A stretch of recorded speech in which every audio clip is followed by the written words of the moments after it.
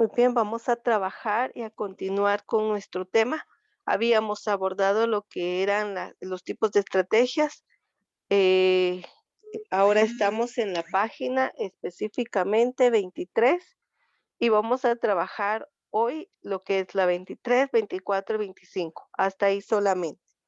En este caso vamos a hablar acerca de los elementos de la comprensión. Nosotros hemos venido desarrollando todo este proceso de comprensión lectora en lo que es la parte del lenguaje. Pudimos observar, ¿verdad? Que cuando nosotros leemos, en un momento determinado, nosotros desglosamos esa lectura. La misma forma hemos llevado este lineamiento en lo que es comprensión lectora. Hemos dicho que para poder entender una idea, un fragmento, un párrafo, una expresión, tenemos que llevar cada uno de estos elementos. Pero para ello, nosotros vamos a observar quiénes se integran dentro de estos elementos. Algunos de ellos nosotros vamos a familiarizarlos rápidamente y otros vamos a conocerlos y a entenderlos en sí. Tenemos entonces, dice, los elementos claves para la comprensión. La comprensión lectora es un producto de interacción entre el lector y el texto. Y aparte, ahora le suma un contexto. Yo siempre les he dicho a ustedes que cuando nosotros vayamos a leer tenemos que centrarnos en lo que nosotros vamos a realizar. Es decir, si yo voy a leer, pues voy a tener un espacio. No necesariamente tengo que tener yo un estudio, ¿verdad? Y un escritorio y una silla cómoda, ¿verdad? De youtuber, no, sino con que nosotros tengamos un espacio donde poder leer y que esté iluminado y que no haya mucho ruido, porque hoy en día, ¿verdad? Como estamos en casa, pues a veces papá está trabajando, mamá está trabajando dentro del hogar y no podemos evitar, ¿verdad? El ruido, pero dentro de lo que podamos nosotros buscar un silencio, pues definitivamente viene a favorecer. Y ese ambiente va a ser el contexto del cual yo les estoy hablando en este caso.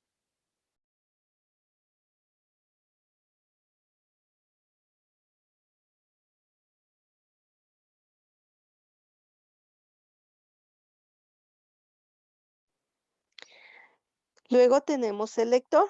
El lector es el elemento central y un sujeto activo en el proceso de comprensión. El propósito de la enseñanza de la comprensión lectora es acompañar al estudiante para que llegue a ser un buen lector y sea autónomo en su comprensión.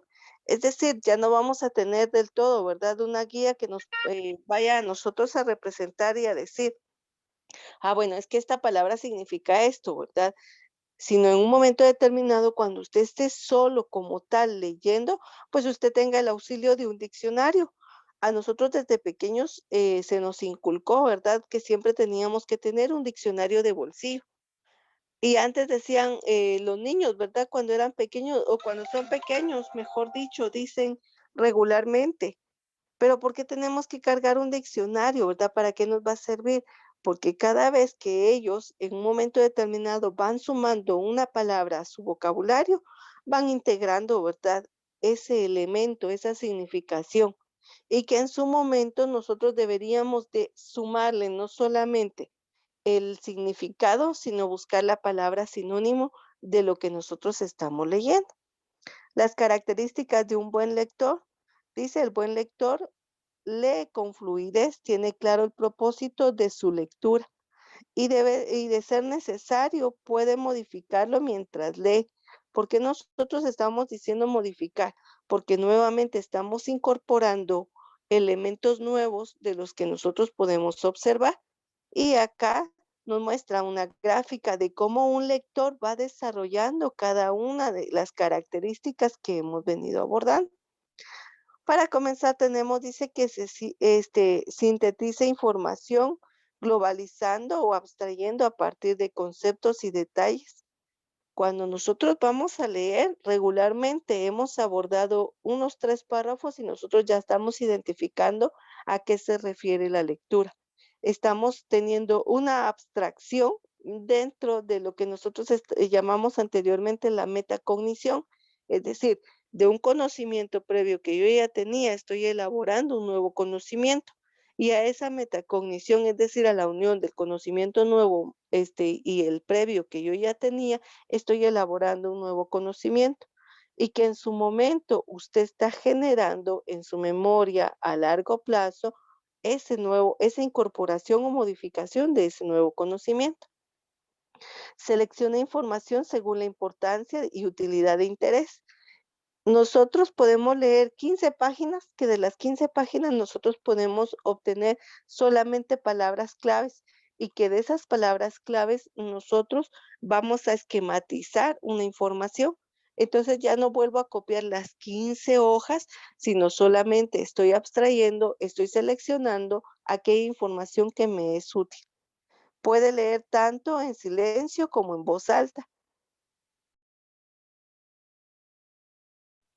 Y aquí, ¿verdad? Vamos a hacer esa distinción que decíamos en los periodos anteriores, en donde nosotros llevamos una lectura fluida, según nosotros, cuando le hacemos una lectura silenciosa, es decir, solo con la vista.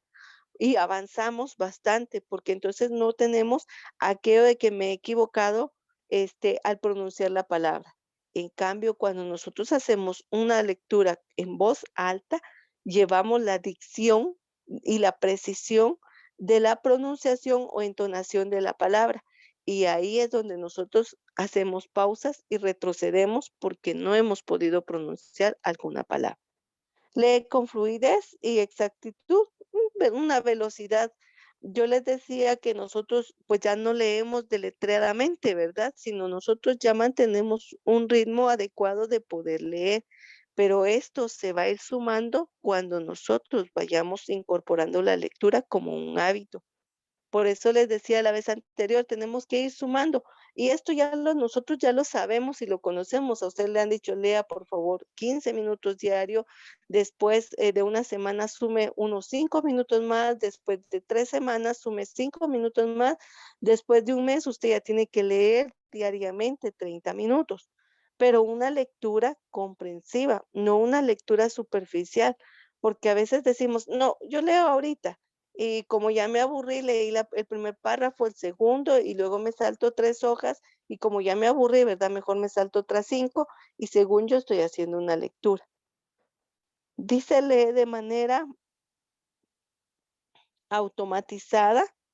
En este caso, cuando nosotros vamos a llamar automatizada, es que nosotros reconocemos automáticamente las palabras. Y entonces, como ya tenemos el significado, la idea de lo que estamos llevando a cabo, es por eso que generamos este estilo como tal. Dice, la otra se da cuenta cuando no sabe o no entiende, dice, en relación a una pronunciación, lo que hablábamos anteriormente, a lo que fue la entonación de la palabra, porque a veces nosotros colocamos tildes sin que existan y ahí es donde perdemos, ¿verdad? Lo que es la significación como tal de la palabra.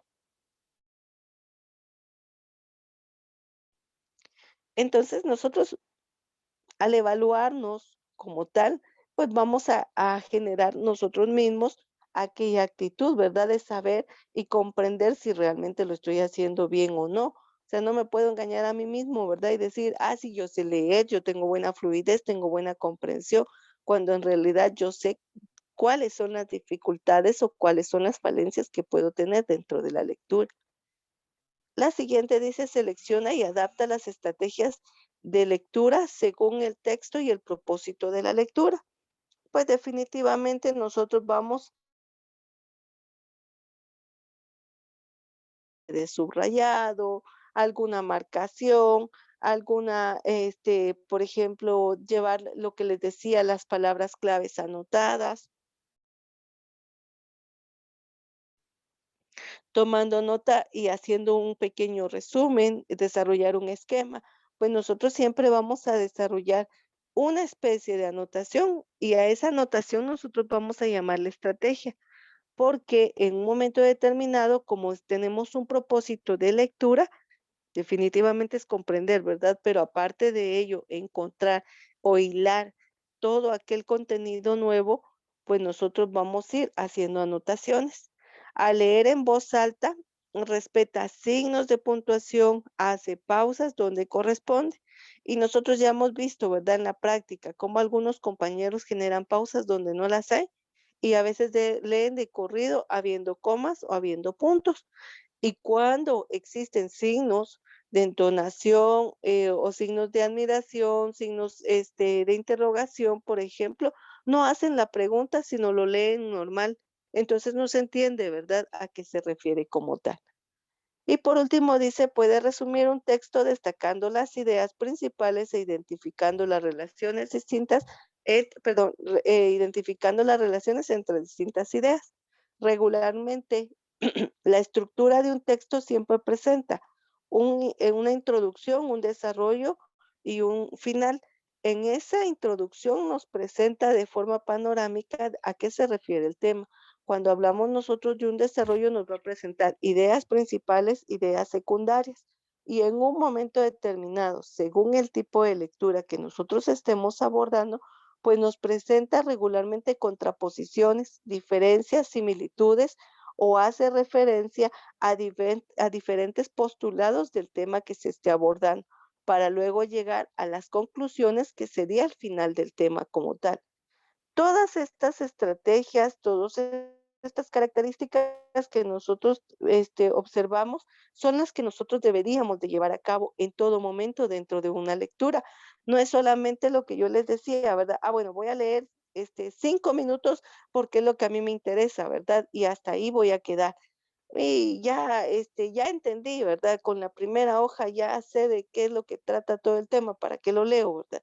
No, el fin primordial es entender y comprender cada uno de los elementos que integra la lectura que nosotros estemos abordando como tal.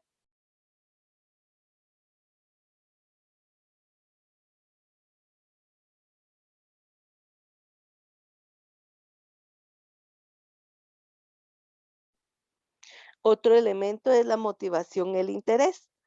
La motivación del lector y el interés que hace en la selección de ciertos textos y los lee para divertirse o para entretenerse, para informarse y para aprender.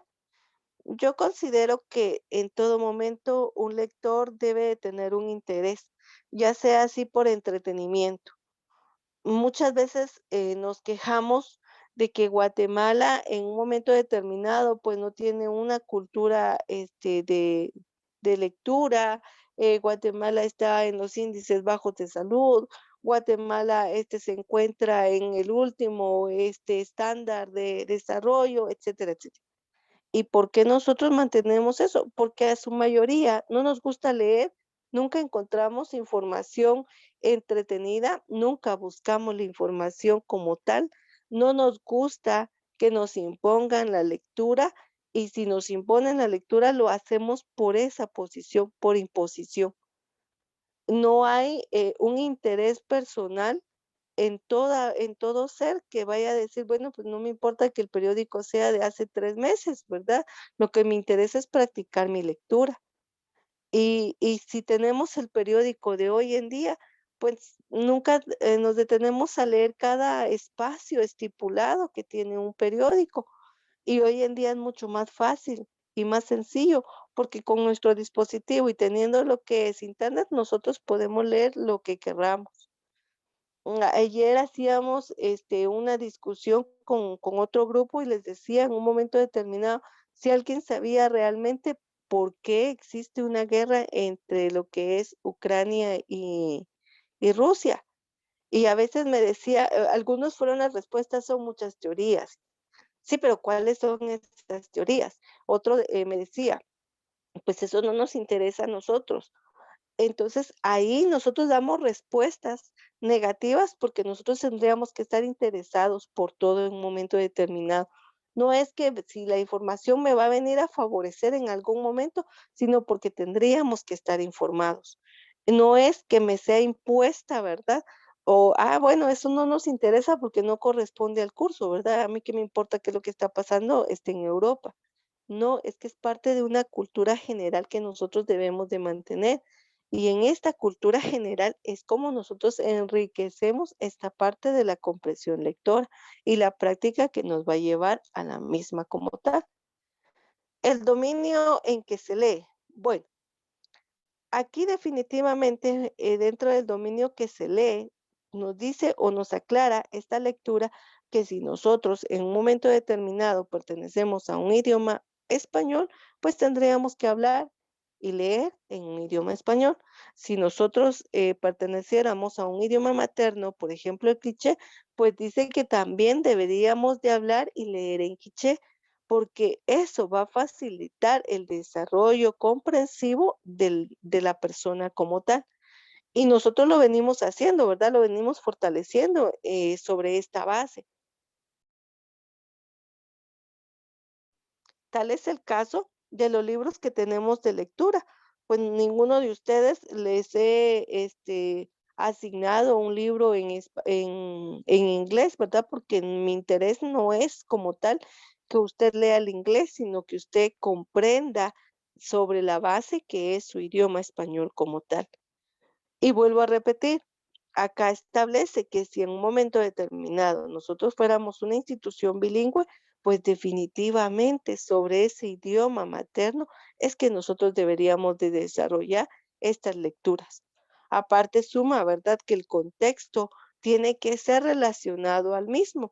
Y nosotros, vuelvo y repito, lo que hablaba como ejemplo anterior, pues ¿qué contexto tenemos? Nosotros estamos viviendo en una pandemia que usted tendría que conocer cómo surgió, cómo se desarrolló y cómo en un momento determinado podemos minimizar, ¿verdad?, esa situación. Que usted tendría que conocer por qué usted ya se vacunó, porque usted tiene que terminar esa escala de vacunas, ¿verdad? En un momento determinado, cómo nosotros estamos atravesando esta situación, no solamente a través de la educación, en forma generalizada, sino en forma social, política, de salud, económica, conocer sobre la economía a nivel mundial, de cómo nosotros estamos incorporándonos, se llama ahora, dice, a una nueva realidad. No, o sea, no es una nueva realidad, es a una realidad nueva cuando yo la haya, establecido a un futuro. No, ahorita la estamos viviendo. Entonces, todos esos conceptos debemos de incorporarlos nosotros a nuestra vida, no para vivir ansiosos y angustiados, porque recuerde que todo lo que nosotros tenemos en nuestro entorno es algo a lo cual nosotros nos vamos a atravesar día a día. Entonces, sobre ese entorno social es lo que usted debe de conocer. Por eso, vuelvo y repito, dice que el aspecto cultural sociolingüístico es importante para tener lo que es no solo otra vez nuevamente, ¿verdad? Una clara comprensión, sino también una fluidez, una concisión, una precisión en lo que nosotros vamos a leer y establecemos en un momento determinado. ¿Dudas al respecto de los elementos que abordamos el día de hoy o las características que vamos a desarrollar dentro de la comprensión lectora?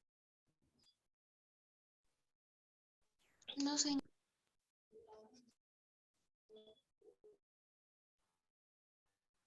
Muy bien, gracias por responder. Entonces, esto es parte, vuelvo y repito, de lo que nosotros vamos a desarrollar como tema de la semana.